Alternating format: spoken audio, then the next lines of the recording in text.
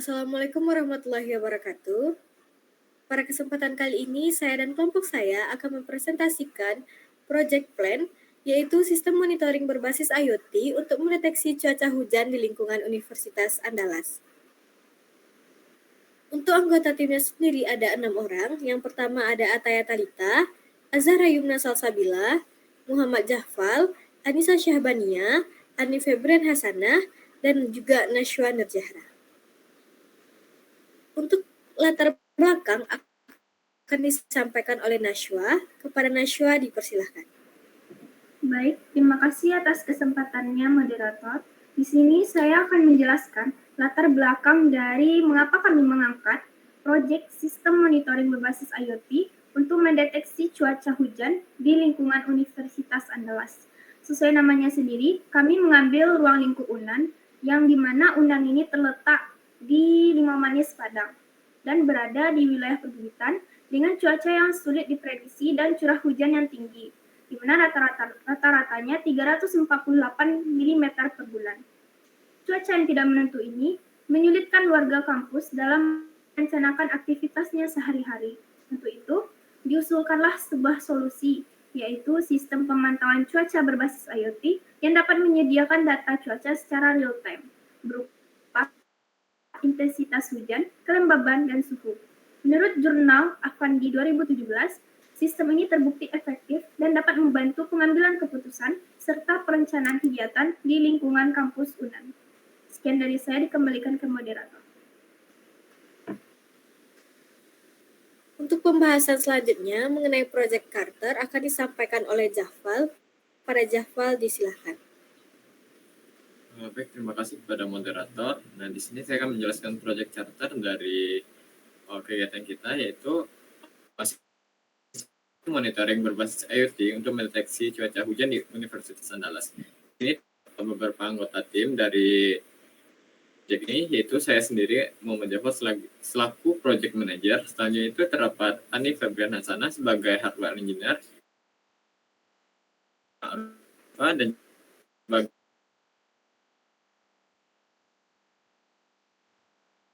designer, Nashwa Nurjahra sebagai backend developer.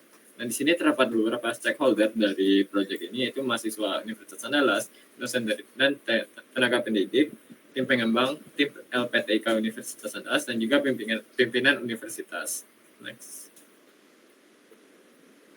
Nah, di sini selaku project manager, communication strategi yang saya gunakan yaitu yang berkomunikasi dengan sponsor eksekutif seperti rektorat atau pimpinan universitas melalui laporan yang akan disampaikan secara berkala. Dan juga untuk internal tim proyek, developer, desainer, teknisi, dan lain-lain akan dilakukan secara fleksibel dan juga intensif. Next.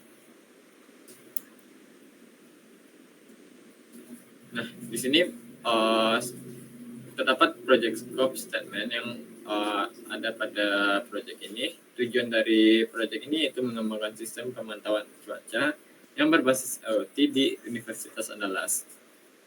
Dan juga pada kebutuhan bisnis proyek ini, yang mana akan mengatasi tantangan cuaca yang susah diprediksi pada kampus Universitas Andalas.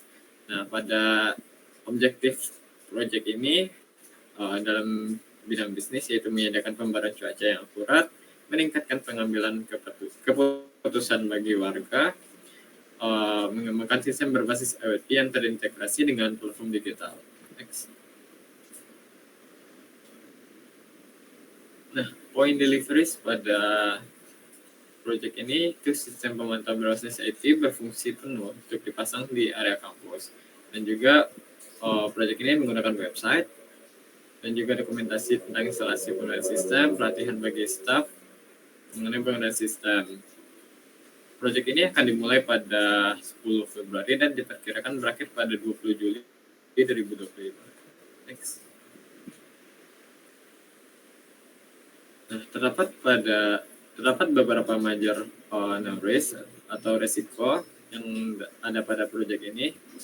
Itu kerusakan dan ketidakakuratan sensor, keterlambatan dan pengiriman data, ketidakstabilan jaringan, penolakan adaptasi, dan juga berbagai risiko lainnya. Selanjutnya, next. Nah, sekian dari saya kembalikan kepada moderator. Untuk pembahasan selanjutnya akan disampaikan oleh Nashwa. Kepada Nashwa dipersilahkan. Baik, di sini saya akan menjelaskan terkait Word Breakdown Structure Dictionary, di mana pada web BSD ini akan dijelaskan rincian tugas kami dari awal sampai pengerjaan akhir proyek. Terdapat 5 fase pada web BSD ini. Yang pertama ada initiation phase, di mana pada fase ini kami akan melakukan 3 tugas. Pertama, identifikasi kebutuhan dan tujuan proyek. Kedua, penetapan tim proyek dan stakeholder. Ketiga, penyusunan kontrak atau perjanjian. Fase kedua, yaitu ada planning phase, di mana pada fase ini kami akan mengerjakan 3 tugas. Pertama, penyusunan rencana proyek. Kedua, analisis risiko. Ketiga, penyusunan rencana komunikasi. Selanjutnya ada fase execution phase, di mana pada fase ini kami akan melaksanakan 4 tugas. Yang pertama ada pemilihan dan pembelian perangkat. Yang kedua ada pembuatan IoT device testing. Ketiga ada pembuatan server web.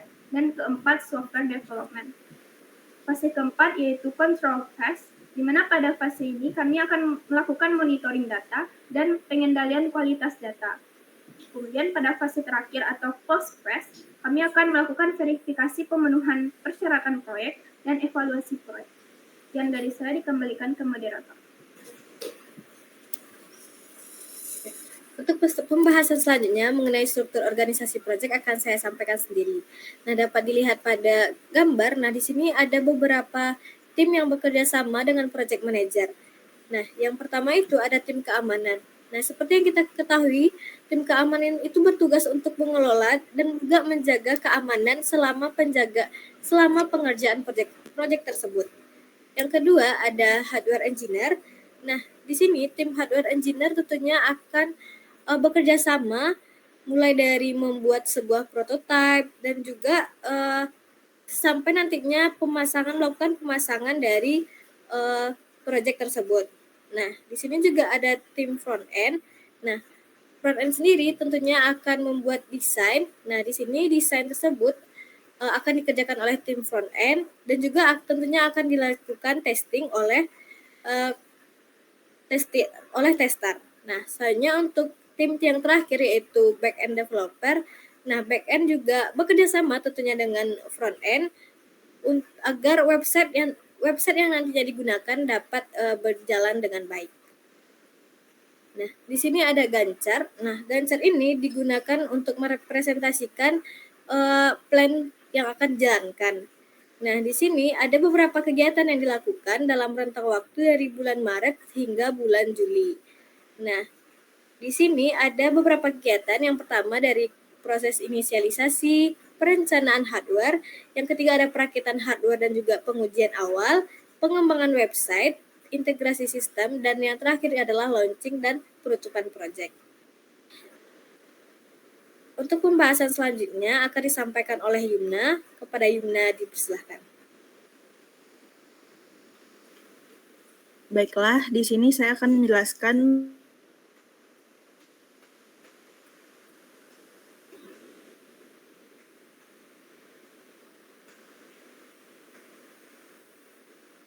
mengenai tabel detail project.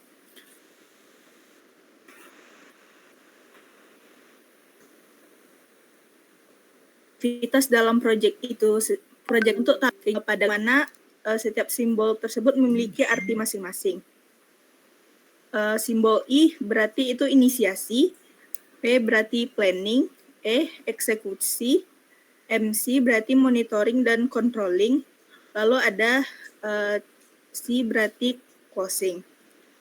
Lalu terdapat tabel lainnya seperti dependensi predecessor.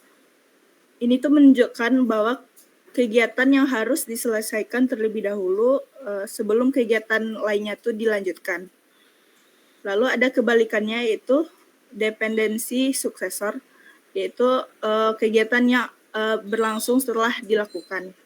Lalu di sini ada 3 rentang waktu juga. Yang pertama ada durasi optimis, yaitu durasi tercepat dalam mengerjakan proyek.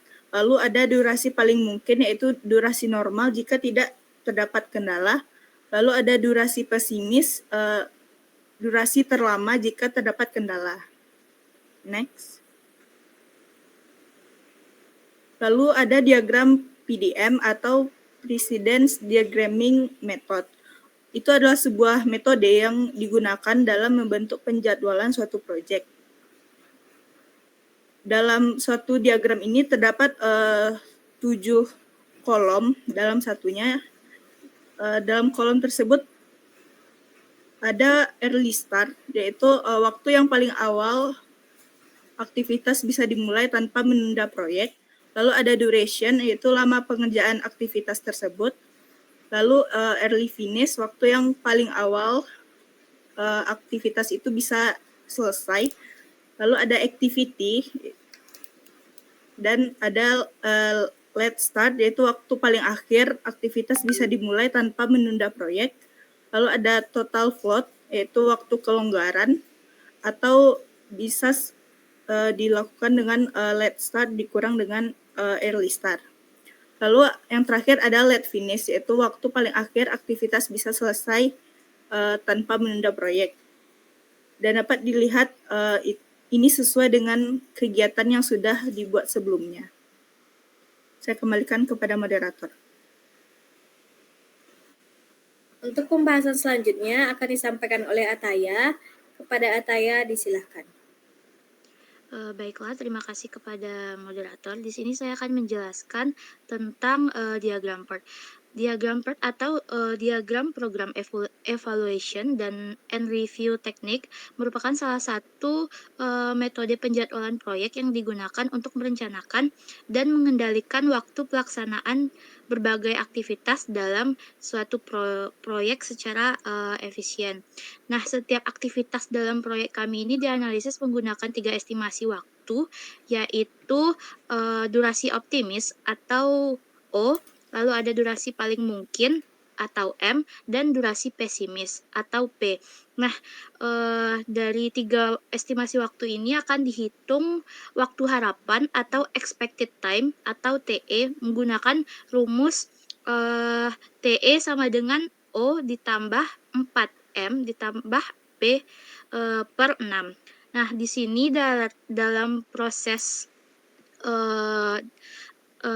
pengerjaannya di proyek kami ada initiation atau proses inisiasi proyek dalam masing-masing durasi optimis, durasi paling mungkin dan durasi pesimisnya itu dijumlahkan dengan rumus TE tadi dan dihasilkan TE-nya itu 2,17 dengan varian total variannya itu ada 0,028. Lalu pada tahap perancangan hardware atau planning didapatkan TE-nya itu 4 dan variannya itu ada 0. Dan tahap perakitan hardware dan pengujian awal atau executing 1 didapatkan TE-nya itu 2,17 dan VAR-nya itu 0,028. Dan pada tahap pengembangan website atau execution 2, TE-nya itu dihasilkan 21,33 dengan variannya itu ada 1,78. Lalu ada monitoring dan controlling, didapatkan TE-nya itu 3 dan variannya itu ada 0. Dan closing, yaitu tahap launching dan penutupan proyek, didapatkan TE-nya 2 dan variannya 0. Jadi berdasarkan seluruh tahap ini didapatkan TE totalnya itu 32,67 dan varian totalnya itu ada 1,836. Nah, total estimasi waktunya itu jadi ada 32,67 hari dengan standar defisiasinya itu ada 1,35 hari yang menunjukkan bahwa ketidakpastian waktu proyek secara keseluruhan masih dalam batas wajar dan terkendali. Sekian dari saya kembalikan ke moderator. Untuk pembahasan selanjutnya akan disampaikan oleh Anissa Syahbannya. Kepada Nisa disilahkan.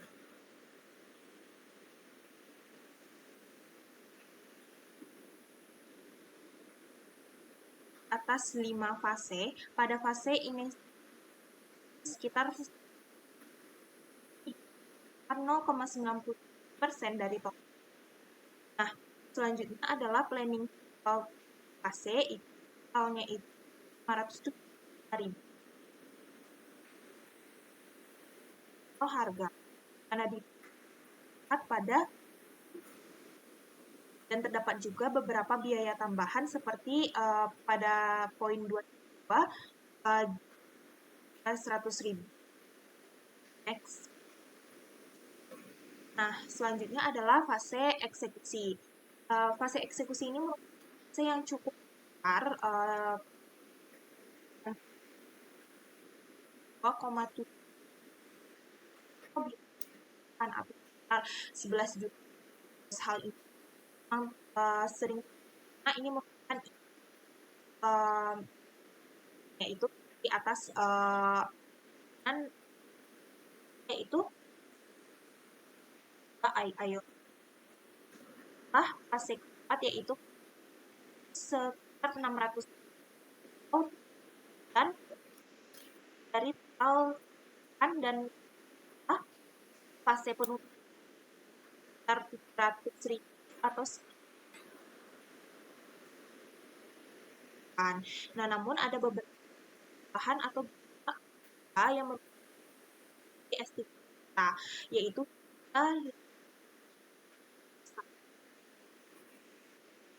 semua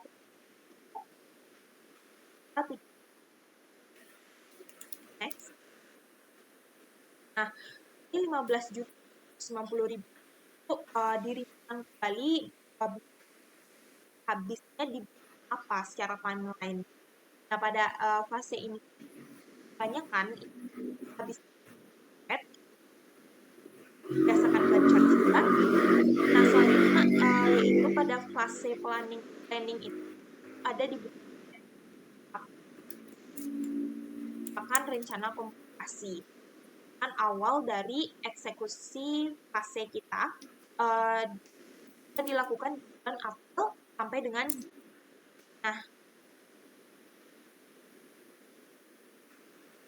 selanjutnya di masa kontrol fase ini di sekitar bulan Juni dengan pengukuran 600.000 semuanya fase close atau penutup di akhir 1.000 daya tak terduga untuk ada 50 bulan Maret bulan sosial seperti air bangunan menawarkan tambahan atau sekali 800 lebih dan yang terakhir adalah biaya sekitar 100.000 fase ke. Nah, semua ini ternyata cocok gitu dan ya. Baiklah, sekian presentasi yang dapat kami sampaikan mengenai project plan yang akan kami buat. Kalau ada salah kami mohon maaf, saya tutup. Assalamualaikum warahmatullahi wabarakatuh.